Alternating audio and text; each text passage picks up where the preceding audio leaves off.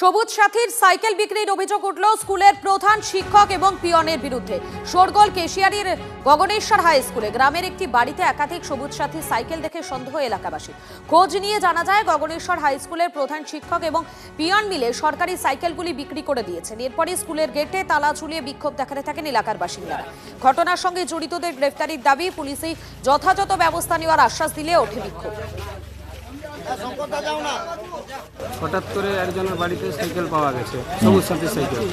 যখন তার বাড়িতে জিজ্ঞাসা করা হয়, সে বলল যে দুজন সাইকেল দোকানির নাম, ওই সুশান্ত মান্না আর লালু সিং বলে, দুজনকে ডেকেছে। ওইখানে পুলিশ এসেছিল সঙ্গে, ডেকে ওই দুজনকে যখন জিজ্ঞাসা করে বলছে যে আমাদের হাই স্কুলের মাস্টার, মানে হেডমাস্টার যিনি দিবাকর পাত্র এবং সরবিন্দু দত্ত, যে পিয়নের কাজ করে, এই দুজন মিলে এই সাইকেলগুলো ওনাদের বিক্রি করেছে। হেডমাস্টার মশাই উনি স্কুলে আসেননি।